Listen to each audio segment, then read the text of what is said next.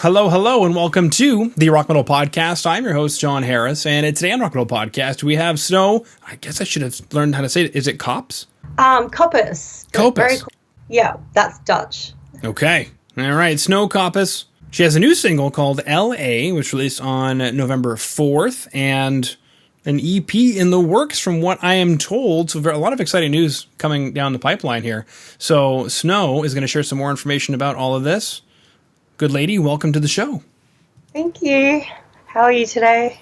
I'm fabulous. It's been a good day. I've been recording episodes all day, and you are my final episode for the day. So we're, save the best for last, that kind of thing.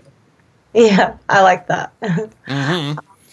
Yeah, so I'm looking forward to finding out more about your show as well. You said you were going to tell me some little snippets. Yeah. No, we can chat about all kinds of stuff. So you said you did some research on the show. What kind of research did you do? What did you find? What were you hoping to find? What couldn't you find? I found it pretty accessible online. I think that there's still a lot of mystery around podcasts. Some people really get into them and other people don't. So I just wanted to know a bit more. To be honest, I'm guilty of not really listening to many podcasts. I listen to the radio a lot. Mm-hmm. Then finding out what you did, I thought that was really cool. Having such easy access to so many different musicians around the world, it's just so different to what it was in the past. Mm-hmm. So I think it's cool. Yeah, well, thank you so much. Yeah, I mean, you mentioned a bit of mystery surrounded by podcasts, and I even feel that way myself because the very nature of what is a podcast has morphed so many times since its original inception, because its original inception was in the iTunes store. Somebody would record themselves speaking, upload it to the iTunes store, if I remember correctly, and then somebody would then physically download it onto their computer and then physically load it onto their iPod, and it was referred to as a podcast, like a play on broadcast. Well, that hasn't happened in years, like a very long time. And then video started getting involved, and so people started putting podcasts on YouTube in video format, and then it starts to stretch the boundaries a little bit. Is it a podcast, or is it just a video show or a talk show or something? And now we're into the next incarnation, which is I'm live on Twitch, which is historically a video game website. And that has changed over the pandemic as well, because people were at home and they wanted to live stream themselves doing everything from sleeping to grocery shopping to beehives to video games, and Twitch was there to respond to that call. And now they have a category for talk shows and podcasts, and I had the request to come on here, so now I'm live streaming. Is it still a podcast? I don't know, Snow. We'll just call it a podcast for now, just so people don't get too confused. Yeah, I know. So that's what I've done in the meantime. And yeah, that whole thing has been changing as well, because, so for example, it used to be just, on iTunes, and then iTunes changed and it's now Apple Podcasts. And then Google got involved and they have a podcast thing. And then Spotify got involved and started taking a bunch of market share and paid Joe Rogan millions of dollars to be on their website. So it's kind of almost become a buzzword. Like there's money behind it, which is not true. There's no money behind it at all, other than like a few. And yeah, it's kind of taken its own thing. But I started it a few years ago, so that I could connect with musicians, because it's something that I thought was relatively easy to do. And you mentioned that I've had quite a bit of access to musicians, and I have lots of connections with record labels, managers, PR agencies such as Overdrive that you're working with Misha. So if Misha's watching, hey, hello. Hey. Yeah. And so, yeah, that's kind of been a bit of a dream come true, because before the pandemic, I was going backstage and meeting bands backstage and doing all sorts of things like that. Also tailored to these Skype calls and having those released. So, yeah, that's been a lot of fun. People seem to enjoy the show because it's not a usual interview where I ask really boring questions about what your influences are. Yeah. I instead have a conversation with you and I say, Snow, LA, have you ever gone to LA? I have actually a few times. Yeah, so I think the first time was very much like a tourist situation, but it left an impression on me definitely. Sometimes you feel like you're on a film lot just by being in, the main part of Hollywood. And yeah, the actual song is based on someone I met when I first initially met him, he was in San Francisco, but living in LA. So I met him, he was the best man at my sister's wedding, and her best mate, well, the partner, his best mate was what do you call it? The man of honor, or the best man. Best man. Yeah, so it's a bit cliche. And then, yeah, so we kind of hit it off. And then when I went back to Australia, I actually had like a scooter accident, which I don't know if you call them mopeds or scooters. I understand what both are. Yeah, well, some people think a scooter is something different, like electric or something, but this was like definitely a motorcycle. And I had a bad accident and I couldn't do anything for like, I don't know, it felt like forever. And I got my guitar out and just started playing songs. And there's like one song that came out that was the strongest I felt was LA. And I ended up recording it. And by that point, there wasn't anything, like I did go and visit him after the accident and it didn't pan out as romantic as the song did. But I still kept the song because I felt it was such a good song. I had to release it. And yeah, there's lots of obstacles along the way. And then we did the video, and then I spoke to Misha at Overdrive, and we decided to launch it this year, at the end of this year. And this is where we find ourselves now. Yeah, and now all of a sudden here we are. Yeah. Cool. What was your favorite part of LA? The song, I guess. What do you mean, like of the making of it, or of the actual song that I like about it?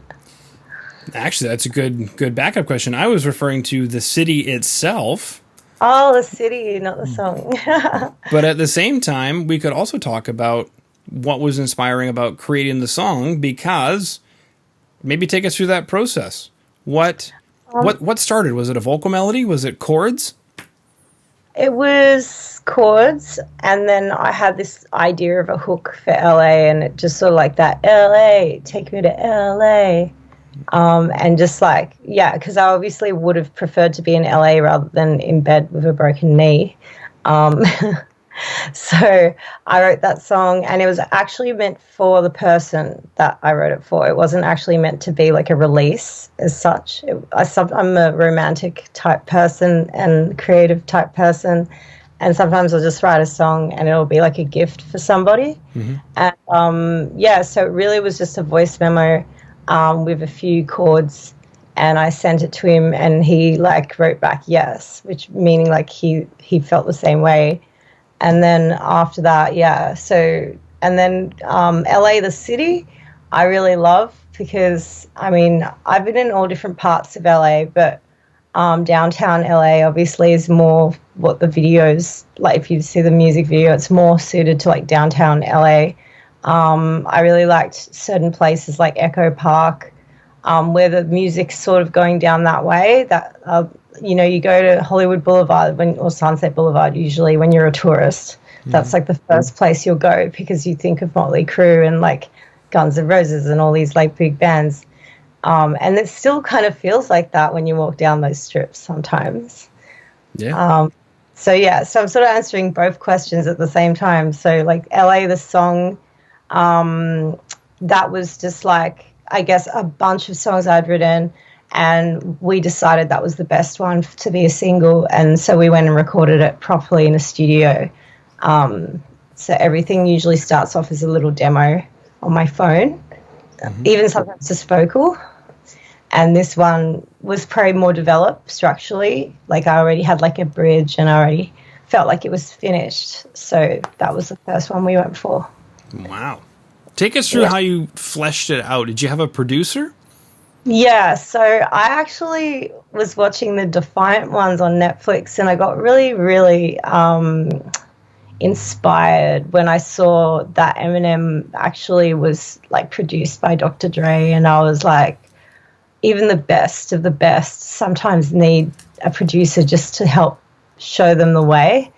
And I don't think that we always know what our best work is. And sometimes if you just get like, you've got, you know, that expression, two heads are better than one, or like two minds are better than one.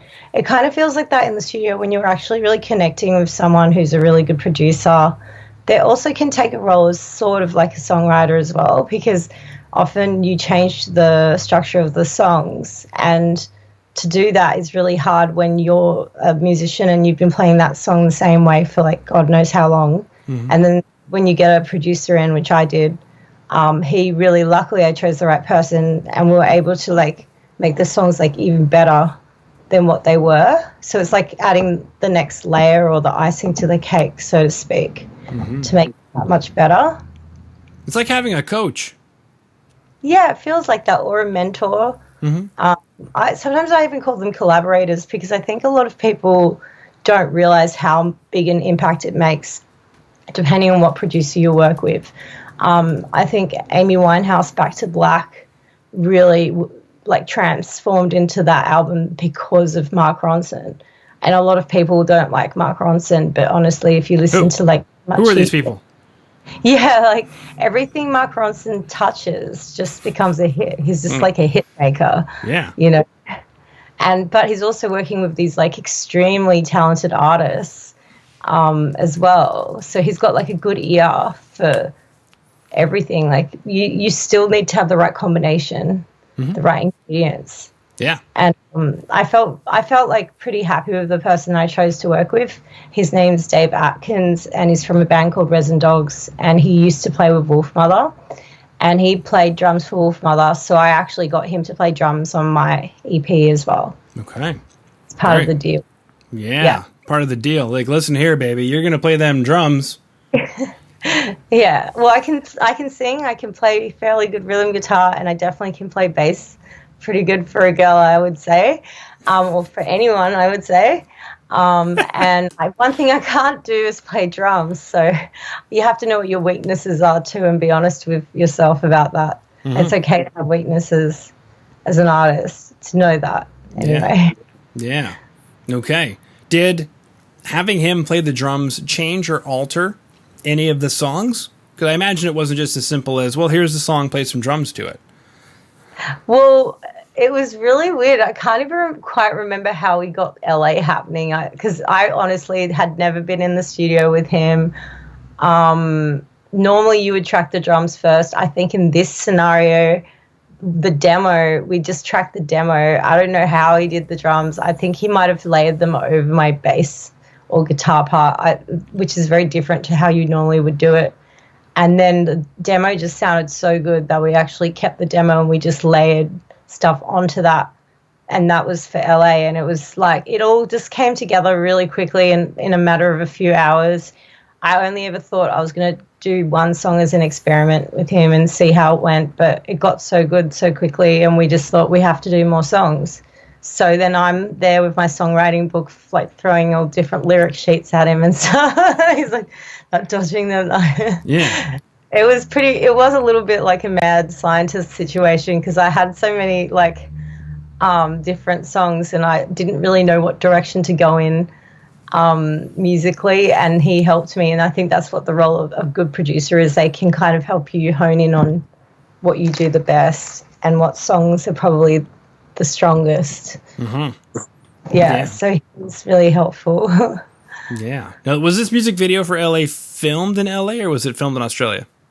I love how you had to ask that, but we purposely made it look like it was downtown LA, but it's actually not. It's a place called Lismore, which is actually kind of funny because it's sort of a bit of a rough place, but it's got some really beautiful, as you can see when you watch the video, like just look at like the back alleys and all the street graffiti, and that made me think of like Obey and like, you know, a lot of things that are associated to LA. And so that's why we chose that place to shoot. And the director, he's like a Brazilian director and musician also. So it was nice to work with someone who was into film but also into music, so they kind of could get my vision across.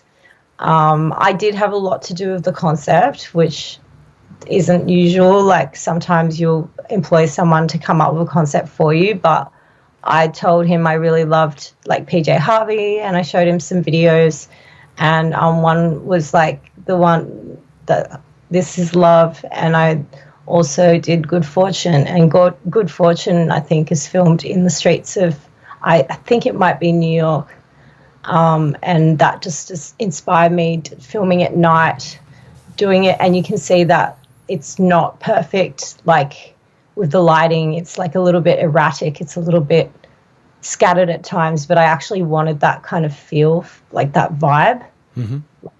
Yeah, so that's what we were trying to do with that video. Okay, beautiful. And there's an EP coming up. Is what we should expect from the EP, are we hearing that in LA? Yes and no, because the second single, I've been wondering about it all year. I'm like, should I do it? Should I do it? Because this one's more a bit close to like Peaches Fuck the Pain Away, and it's called Snitch. So the second single, I think, is totally different, but the rest of the songs on the EP are more my style, and I think the main reason for that is Snitch was kind of like a cheeky song that I wrote while we were in the studio, and it kind of wrote itself, and it's lyrically quite, I'm not sure if YouTube will play it, let's just put it this way. Wow. So we want to do it, but it's going to be like probably a pretty raunchy release, and I'm trying to think about how to do it without like sort of getting barred from every single website when I'm trying to promote it. Yeah, think about these things, Snow. I do. LA was the safest pick because we don't have to put like a language warning on it or anything like that. Snow. The more I learn about you. Oh, this is only the beginning.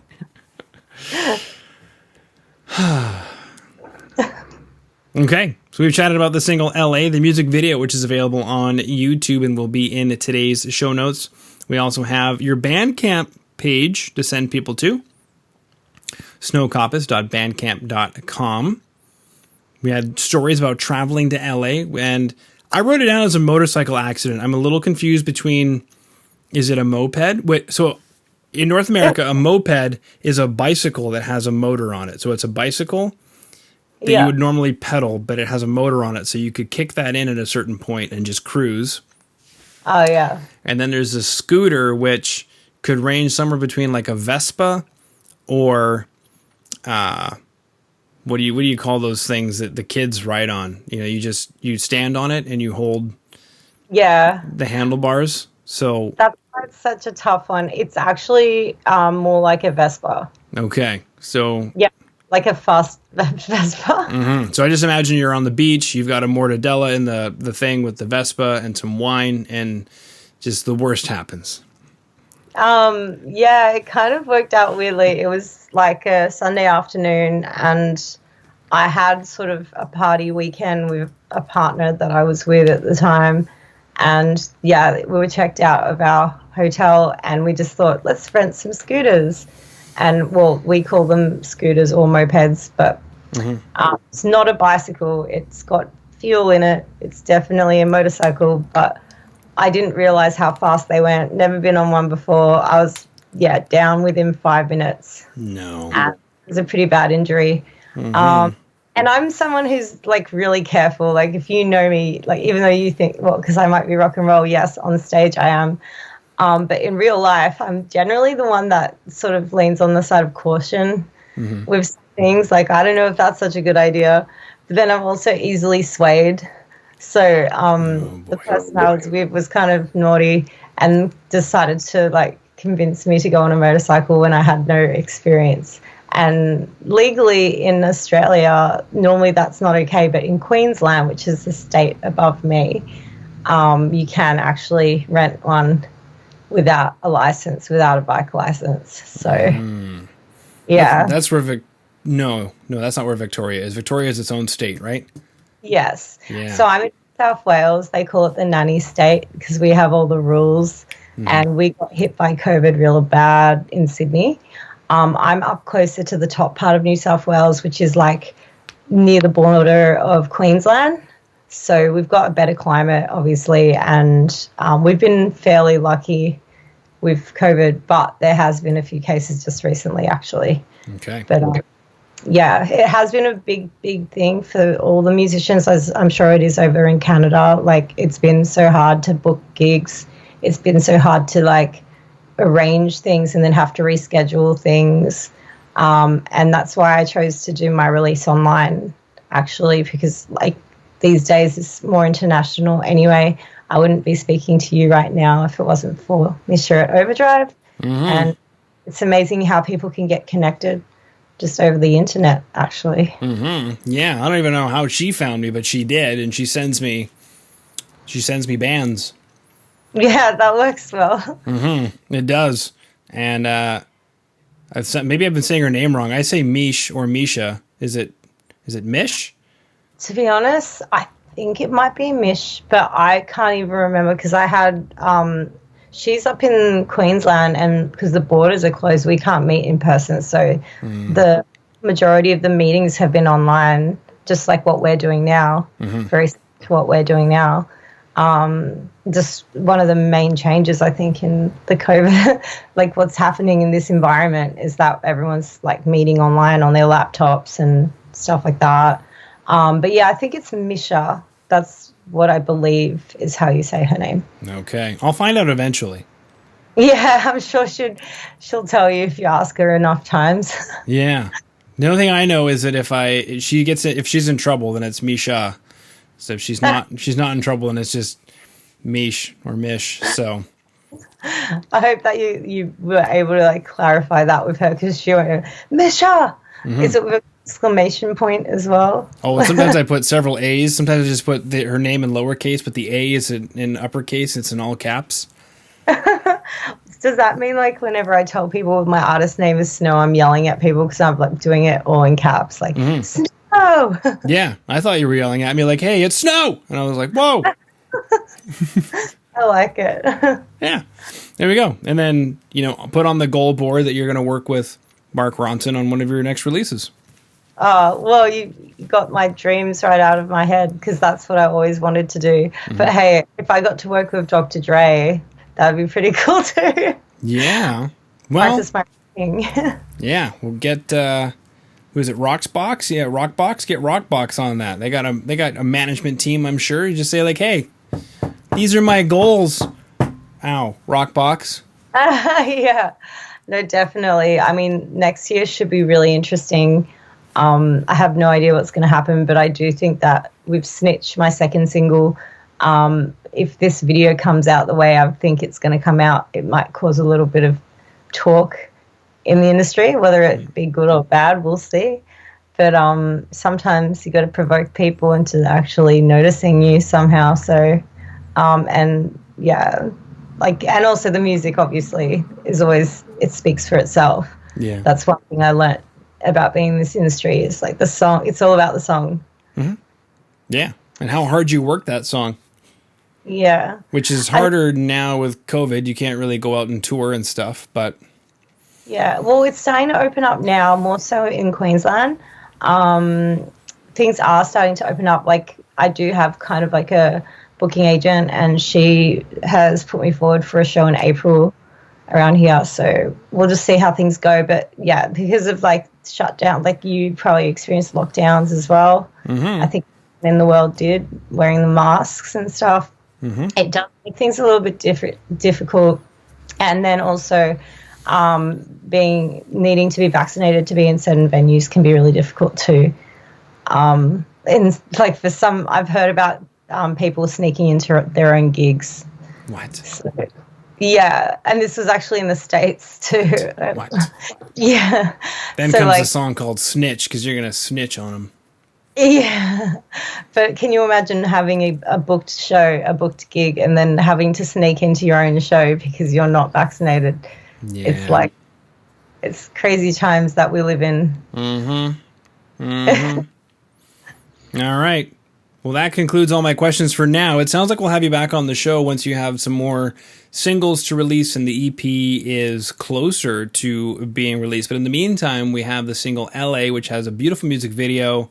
We have your Bandcamp, snowkoppes.bandcamp.com. And in the meantime, that concludes my question. So until next time, Snow, thank you so much for coming onto the Rock Metal Podcast. Thanks for having me.